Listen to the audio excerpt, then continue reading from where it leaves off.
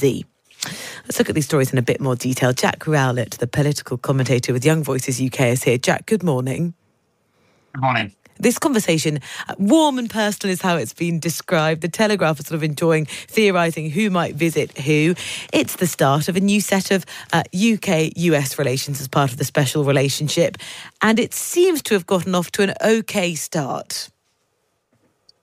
Yeah, thankfully it has. And I think Starmer's doing a pretty good job so far of keeping Trump on side, and we need to continue that. I think we should absolutely be rolling out the red carpet for Trump, trying to do whatever we can to be a sort of bridge between organizations like NATO and an increasingly skeptical America. We know Trump has a big soft spot for Britain. We know he's got kind of ancestry that's British, and he loves the royal family here, and we really need to be utilizing that advantage that we have. And I mean, my belief is that Trump is essentially an enemy of democracy. But if there is a silver lining to come out of this, it's hopefully, as we know some of the discussions that they've had so far have focused on, it's hopefully that it's going to put pressure on Britain to increase defence spending, and it's going to put pressure on Britain to stop the increasing closeness that we're seeing with China that's being pursued by the current government too. So I think we need to, as far as possible, be focusing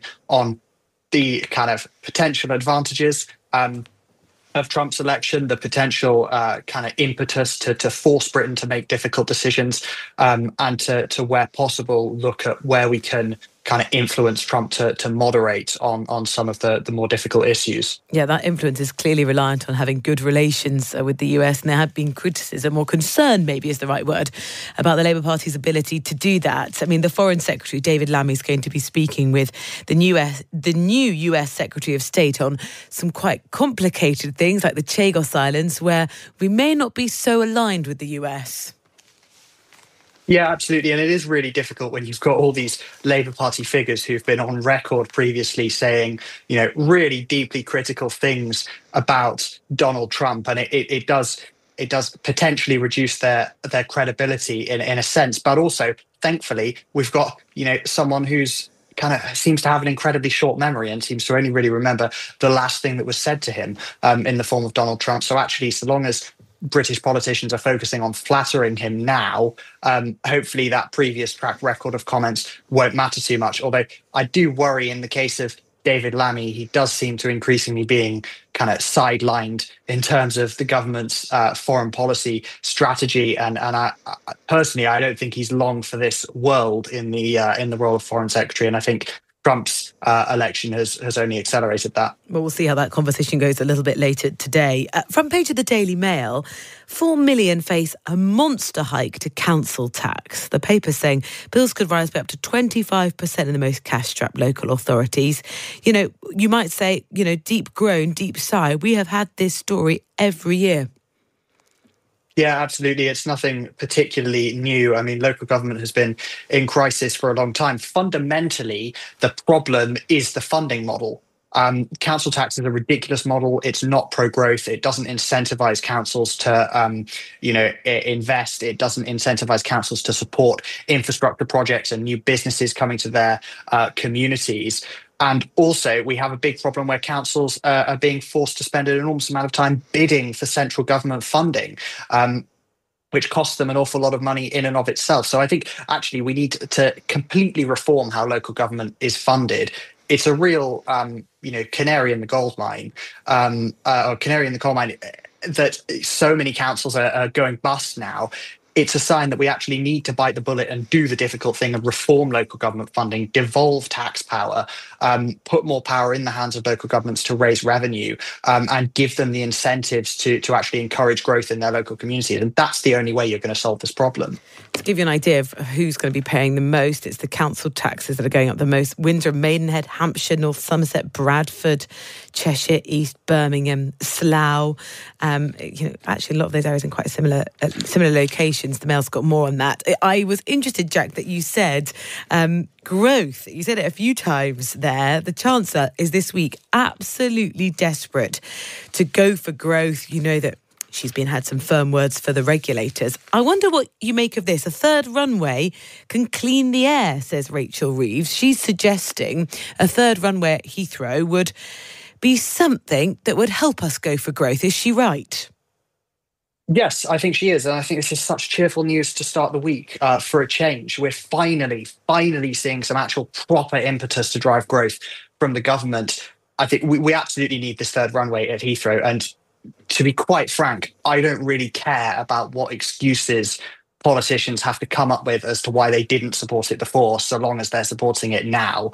And I mean, it's not just the third runway at Heathrow too. We're seeing incredibly exciting announcements this week on zoning to ensure that there's going to be a presumption in favour of development for housing near train stations. You could build 1 million homes in London on land within 800 metres of train stations. There's also plans to build a railway line between Oxford and Cambridge, linking two of the best universities in the world. It's absolutely ridiculous that such a link doesn't exist at the moment. I think this is really, really good stuff. And it's the government actually following through on the rhetoric of, we're going to back the builders, not the blockers. But so I think it's tremendously some of the blockers exciting. Actually are Rachel Reeves' closest colleagues. I mean, the Energy Secretary, Ed Miliband, said, we owe it to future generations not just to have good environmental principles, but to act on them. Yeah, well, I think it shows where the kind of centre of gravity in the government is, that Ed Miliband is kind of briefing that he's not going to resign, that it would be ridiculous for him to resign on this. So I think the kind of impetus is very much with those who do want to build. And also, I would just say, we can't have net zero. We can't meet our climate goals if we don't deliver economic growth, because there are big costs involved with delivering net zero.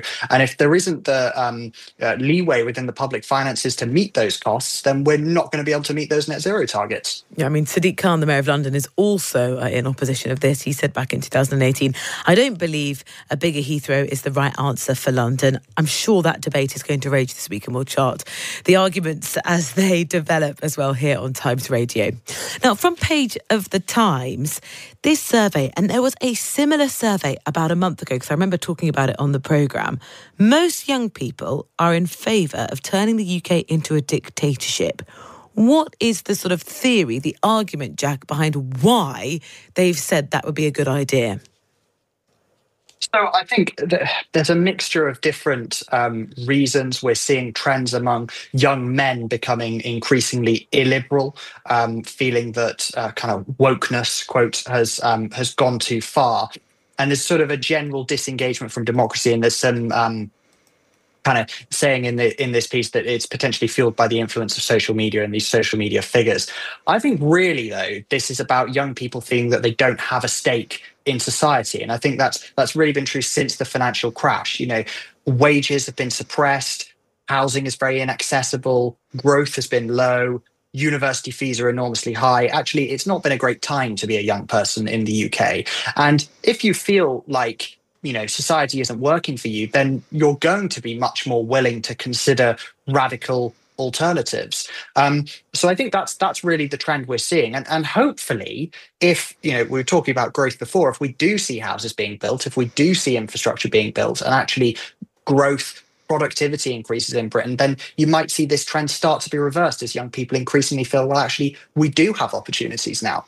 Yeah, I mean, it's a study of 3,000 adults of all ages. The young people, 45% of male respondents said we've gone so far in promoting women's equality that we're discriminating against men. I mean, would you hold yourself in that category?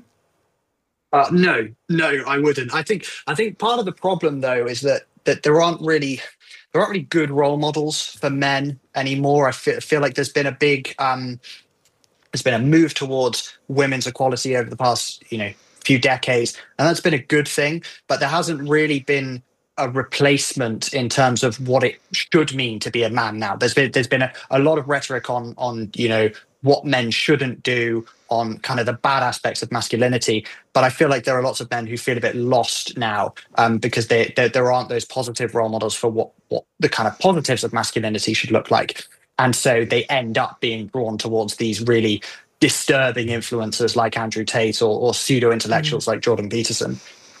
There's other stories about that generation, younger adults inside the papers. Nearly half of young people and 1 in 3 of middle-aged people no longer drink alcohol.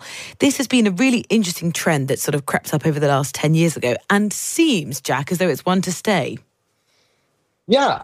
I gave up drinking a couple of years ago, and it is just better, really. Non-alcoholic drinks are so good now. You get to go home, and actually sleep well.